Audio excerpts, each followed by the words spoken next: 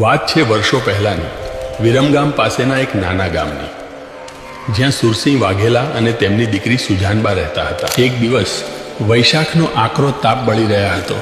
પિતા ચરાવી રહ્યા હતા ઢોર અને પુત્રી સુજનબા ભોજન લઈને નીકળી પડી. અચાનક ઘોડાના ડાબલા સંભળાયા.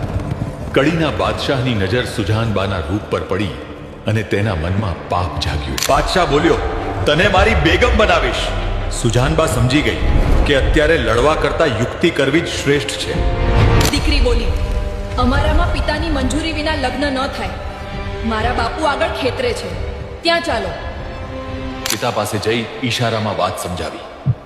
લાચાર પિતાએ પણ સમય પારખી બાદશાહને લગ્નની ખોટી તારીખ આપી રવાના કર્યો. બાદશાહના ગયા પછી પિતા રડવા લાગ્યા. બેટા, આપણે ધર્મ કેમ છોડાય?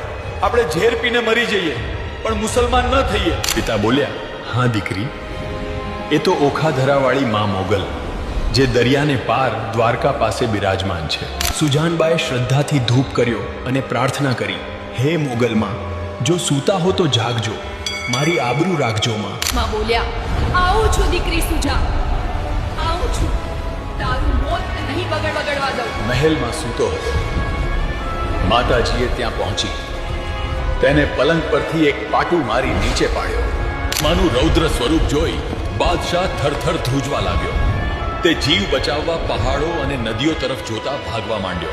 ભાગતો ભાગતો બાદશાહ ભાવનગરના તળાજા પાસેના એક ગામમાં ભરાયો અને ગામના તમામ ઘરોને તાળા મરાવી દીધા. માં મોગલ ત્યાં પહોંચ્યા. એક જ તલવારના ઝાટકે આખા ગામના તાળા તોડી નાખ્યા અને બાદશાહને બહાર ખેંચ્યો. બાદશાહ માના પગમાં પડ્યો, અમ્મી જાન, મને માફ કરો.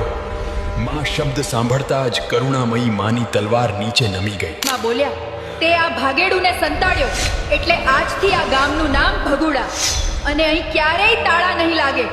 માં મોગલે વચન આપ્યું કે જે ભગુડામાં ચોરી કરશે તે સીમાડો નહીં વટાવી શકે.